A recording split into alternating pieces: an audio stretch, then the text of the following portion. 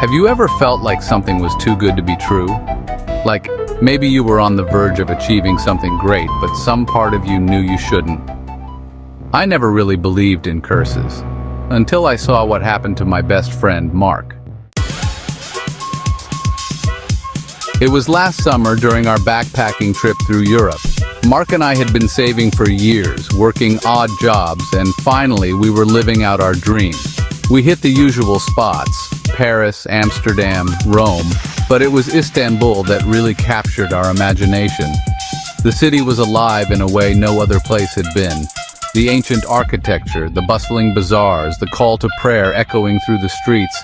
It felt like stepping back in time and forward into a world we didn't fully understand.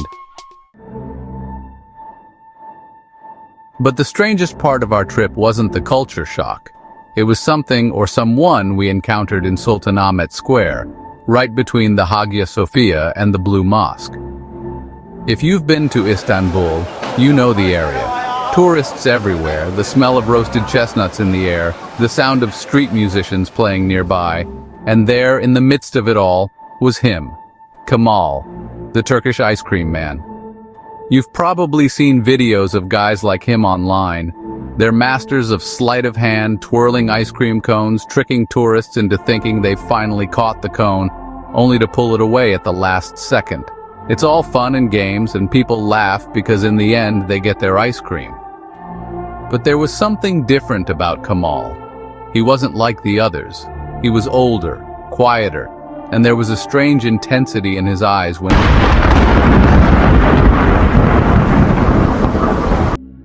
Mark, being competitive as hell, was determined to beat him.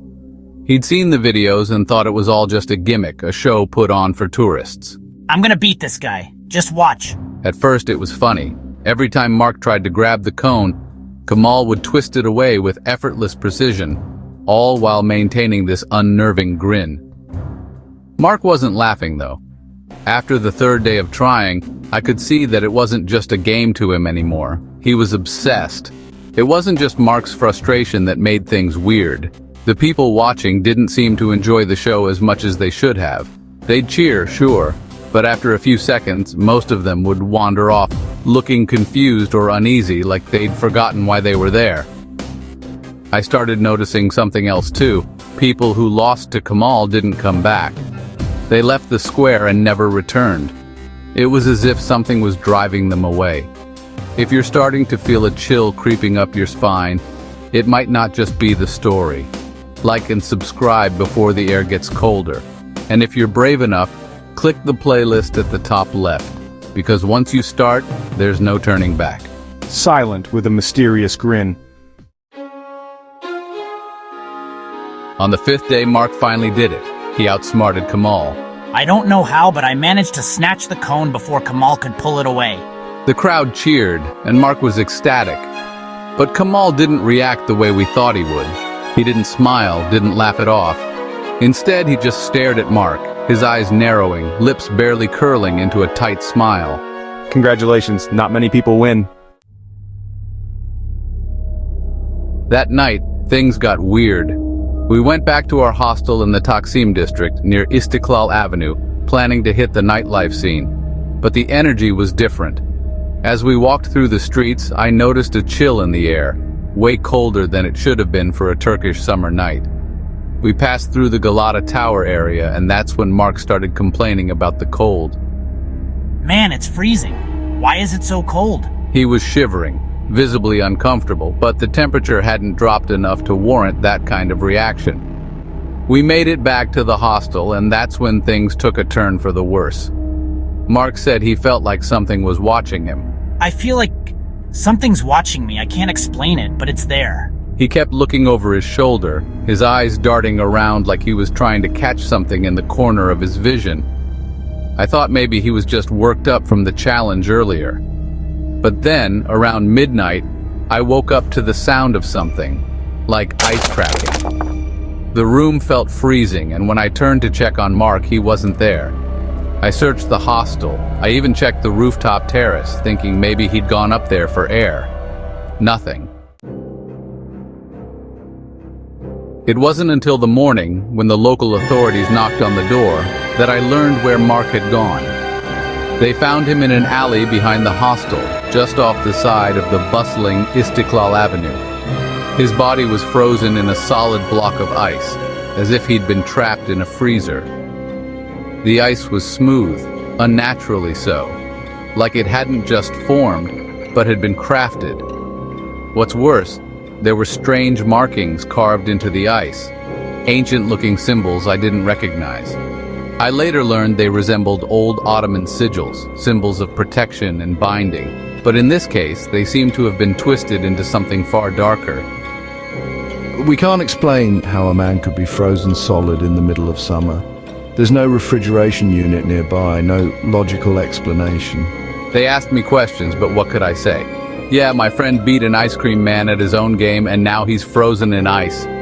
It sounded insane, but it got worse. A few days after the incident, I was approached by an elderly woman while I was sitting outside the Hagia Sophia, trying to make sense of what had happened. She wore a traditional headscarf, her face lined with age, and she spoke in a hushed tone. Have you seen Kemal? Confused, I nodded. Then she told me the legend. The legend of Kemal's family went back centuries, tracing its roots to the time of the Ottoman Empire. According to local folklore, the family had made a dark pact with an ancient djinn, a supernatural entity known for its malevolent power and its ability to grant twisted wishes.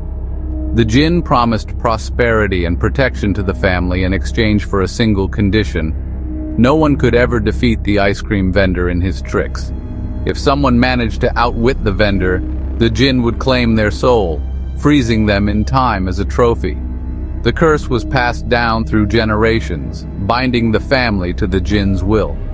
But over time, the family's line had supposedly faded until Kemal appeared, carrying the burden of the curse into the modern world. Many believed the djinn had taken human form, continuing the family's legacy for its own amusement.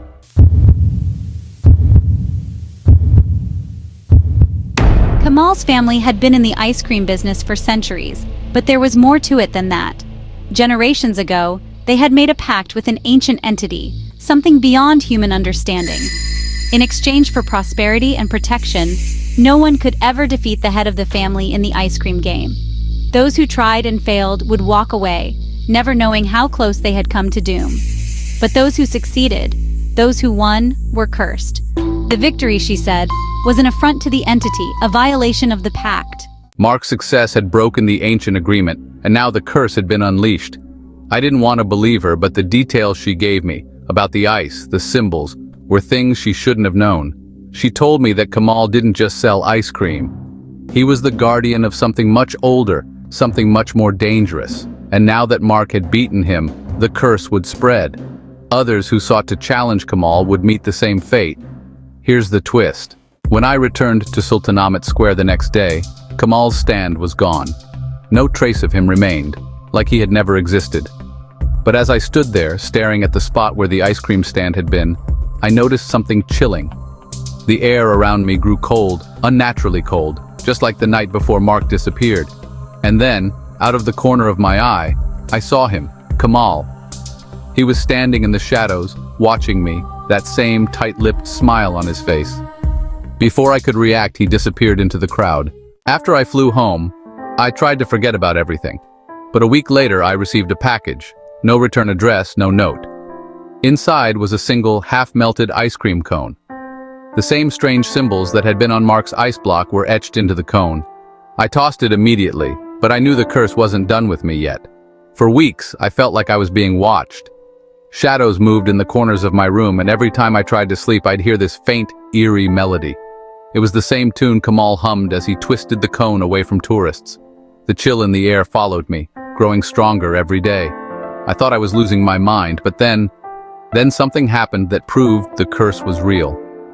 I was on my way to work, walking through a crowded street in my hometown, when I saw him, Kemal. He was standing in the crowd, ice cream cone in hand, staring at me with that same tight-lipped smile. He shouldn't have been there, he shouldn't have been anywhere, but there he was, watching me like he knew something I didn't. I froze, my heart pounding in my chest. And then he disappeared into the sea of people. Here's where the story should end, right? The real twist came later, when I went digging for more information. I needed to understand the curse, needed to know why it had followed me, why Kemal had appeared in my life after Mark's death. I started researching Kemal's family, the legends about the pact they made with the entity. That's when I found something that chilled me to my core. Kemal wasn't the first. There had been others, many others, throughout history, all ice cream vendors, all carrying on the family's curse. But the family line had ended with Kemal's grandfather. There was no record of Kemal because Kemal didn't exist. The last known ice cream vendor in that cursed bloodline had died over 50 years ago. So who, what, had Mark beaten? And who was the man I had seen in the crowd? I dug deeper, found stories buried in old Turkish folklore, ones most people had forgotten. Stories about a shape-shifting entity, one that could mimic human form, one that lived off the souls of those who tried to challenge it. It had taken on the role of an ice cream vendor, hiding in plain sight, waiting for someone foolish enough to try and beat it. And then, it hit me. The ice cream cone I had received in the mail, it wasn't a warning, it was an invitation. The next day I found another cone outside my door, perfectly placed, fresh, waiting for me. This time I didn't throw it out. This time I understood. I'm next. So if you ever find yourself in Istanbul and you see an ice cream vendor who's a little too good at his tricks, think twice before you try to beat him. Because sometimes winning isn't the end of the game, it's just the beginning. So if you ever find an ice cream cone waiting for you, don't stick around. Hit the like button, share this with someone who thinks they can outsmart a curse, and subscribe before something cold follows you home. Click the playlist at the top left-hand corner, but beware, some victories come at a deadly price. If you see an ice cream cone waiting for you, run.